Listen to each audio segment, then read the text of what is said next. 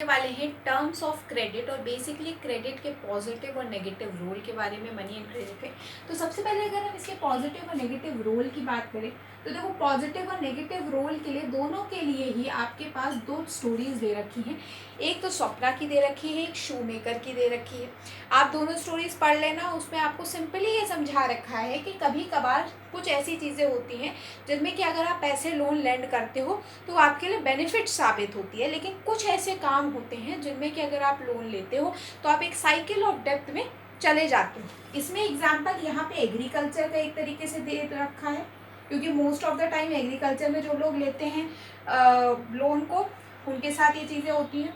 और पॉजिटिव वाले में आपको एक शू मेकर का दे रखा है। ठीक है, आप ये दोनों एक बार पढ़ लेना, इनका मतलब सेम ही है, बस एक बार कहानी को एक बार समझ लेना अपने दिमाग में। इसके बाद अब हम पढ़ते हैं टर्म्स ऑफ क्रेडिट। तो देखो, टर्म्स ऑफ क्रेडिट क्या होता है पहले तो ये मैं बता देती हूँ।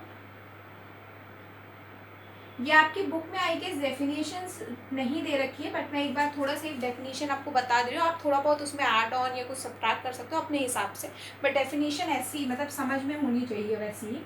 देखो, terms of credit is defined as it is जो टर्म्स ऑफ क्रेडिट होता है वो defined as terms and conditions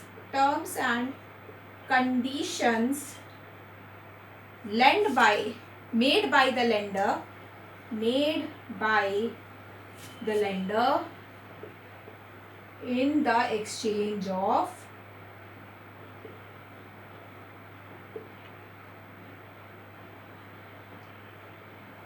credit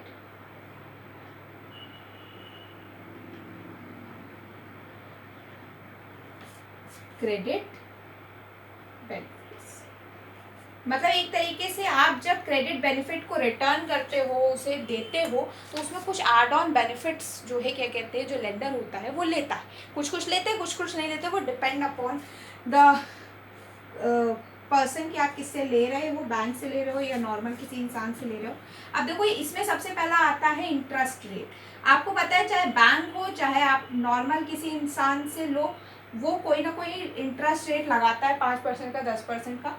इसके बाद दूसरी चीज़ आती है कोलेटरल। अगर आप मान लो बहुत बड़ी रकम ले रहे हो तो मोस्ट ऑफ द जो बैंक्स होती है वो कहती हैं कि आपको कोई चीज़ गिरवी रखनी पड़ेगी, कोई चीज़ हमें देनी पड़ेगी। अगर आप नहीं रीपे कर पाए तो फिर हम इस चीज़ का एक तरीके से जो बोलियां लगती हैं, ठीक है, उसमें उसको निकाल सके, हम उससे निकाल सके वो पैसे। इसके बाद तीसरी चीज़ आपकी आती है कि डॉक्यूमेंट बेसिकली जैसे आप कोई भी लो, तो मतलब जैसे आप एजुकेशन लोन ले रहे हो तो आपकी पढ़ाई का सर्टिफिकेट देखेंगे, ये सब देखेंगे कि भाई हाँ, आप कहीं बाहर पढ़ने जा भी रहे हो कि हवा में लिए ले रहे हो लोन। ठीक है, आप जैसे मान लो कोई बिजनेस के लिए कर रहे हो तो आपकी सैलरी देखी जाती है, कि ऐसे कोई होम लोन ले रहा है तो उसकी सैलरी देखी जाती है कि अगर आप बोल रहे हो 1 लाख महीना हम कमा रहे हैं तो 1 लाख महीना कमा भी रहे हो कि नहीं, इस हिसाब से लोन मिलता है। और चौथी लास्ट चीज़ है मोड ऑफ रीपेमेंट बेसिकली आप किस तरीके से उसे रीपे करोगे। आप उसे इकट्ठे रीपे कर दोगे या फिर आप उसे ईएमआई के थ्रू इजी मंथली इंस्टॉलमेंट में करोगे कि थोड़ा थोड़ा करना है, कि पूरा इकट्ठे दे दोगे, तो ये मोड ऑफ रीपेमेंट होता है। अब ये सारी चीज़ें ना आपकी वैरी करती है कि आपने कितना लोन लिया और कहाँ से लिया है, तो ये सब्सिक्वेंटली वैरी करती है आपके लोन के ऊपर और आप किससे लोन ले रहे हो इसके ऊपर। तो अब इसके आगे का नेक्स्ट वीडियो में पढ़ेंगे।